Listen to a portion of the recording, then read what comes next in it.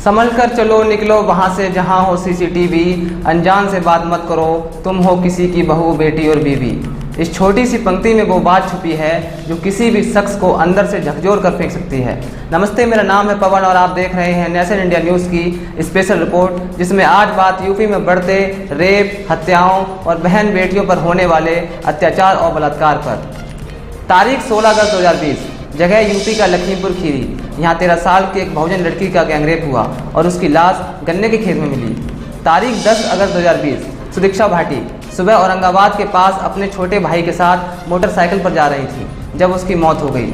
लड़की अमेरिका स्थित बॉब्सन कॉलेज की छात्रा थी और 20 अगस्त को वापस जाने वाली थी, लेकिन परिवार का आरोप है कि मोटरसाइकिल सवार 2 व्यक्ति भाटी का पीछा कर उसे परेशान कर रहे थे, जिसके कारण ये दुर्घटना हुई और उसकी मौत हो गई।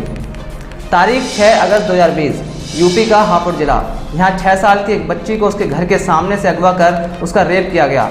खून से लथपथ वो झाड़ियों में फेंक दी गई। बच्ची के प्राइवेट पार्ट पर गंभीर चोटें आई।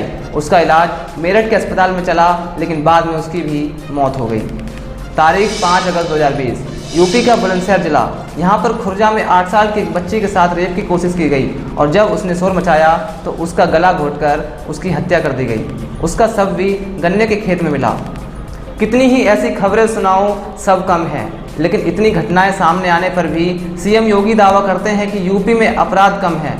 सामान्यतः उत्तर प्रदेश में अपराध 3 वर्षों में न्यूनतम है। लॉ एंड ऑर्डर बेहतर स्थिति में है और आगे भी बेहतर स्थिति में रहेगी, ऐसा कहना है यूपी के सीएम योगी आदित्यनाथ का। ये दावा 5 अगस्त 2020 को यानी उस दिन किया गया जब प्रदेश के पश्चिमी इलाके में 8 साल की बच्ची की रेप की कोशिश की गई और जब बच्ची शोर मचाने लगी तो उसकी हत्या कर दी गई। लेकिन जब देश भर का मीडिया अयोध्या में राम मंदिर के भूमि पूजन समारोह की कवरेज में व्यस्त था तो इससे लगभग 650 किलोमीटर की दूरी पर एक माता पिता अपनी 8 साल की लापता बच्ची को खोज रहे थे, लेकिन उन्हें अपनी बच्ची की लाश एक खेत में मिली। इससे 4 दिन पहले यानी 31 जुलाई 2020 को यूपी के मुजफ्फरनगर में 8 साल की एक बच्ची का रेप किया गया और गला घोंटकर हत्या कर दी गई। इस बच्ची का शव भी गन्ने के खेत में फेंका हुआ मिला। ये सभी घटनाएं यूपी में न्यूनतम अपराध हैं कि दावे की स्याह तस्वीर पेश करती हैं। ये वो घटनाएं हैं जो खबरों में आ गई। संभव है कि कई ऐसे भी मामले हों जो मीडिया रिपोर्ट्स तक पहुंच नहीं सके। इस साल फरवरी में विधानसभा में राज्यपाल के अभिभाषण पर धन्यवाद प्रस्ताव देते हुए योगी आदित्यनाथ ने कहा कि इस देश में रामराज्य ही चाहिए, समाजवाद नहीं चाहिए। हमारी सरकार रामराज्य की अवधारणा को जमीन पर उतारने को प्रतिबद्ध है। इस रामराज्य के आगाज में क्या महिलाएं सुरक्षित हैं? इस सवाल पर दावे तो कई किए जाते रहे हैं, लेकिन आंकड़े इन दावों से उल्टी तस्वीर पेश कर रहे हैं। नेशनल क्राइम ब्यूरो रिकॉर्ड यानी एनसीआरबी की इस साल जनवरी में आई सालाना रिपोर्ट कहती है कि महिलाओं के खिलाफ अपराध के मामले में उत्तर प्रदेश सबसे आगे है। देश में महिलाओं के खिलाफ 2018 में कुल 3,78,277 मामले सामने आए और अकेले यूपी में 59,445 मामले दर्ज किए गए, यानी देश में कुल महिलाओं के साथ किए गए अपराध का लगभग 15.8%। इसके अलावा प्रदेश में कुल रेप के केस 4,322 सामने आए, यानी हर दिन लगभग 11 से 12 रेप के केस दर्ज हुए। खास बात यह है कि ये उन अपराधों पर तैयार की गई एक विस्तृत रिपोर्ट है जो थानों में दर्ज होते हैं। इन रिपोर्ट से कई ऐसे केस भी रह जाते हैं जिनकी थाने में कभी शिकायत ही दर्ज नहीं हो सकी है। एनसीआरबी देश के गृह मंत्रालय के अंतर्गत आता है।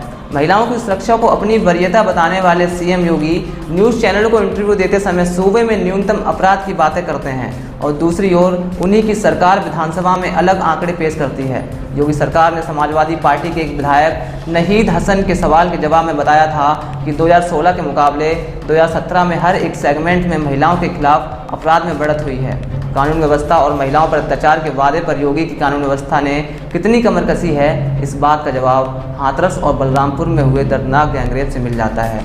भले ही सीएम योगी अपनी कानून व्यवस्था को कितना भी चुस्त दुरुस्त क्यों ना बता लें, लेकिन हाथरस, बलरामपुर और एनसीआरबी के आंकड़े उनकी इस बात को साफ नकार देते हैं।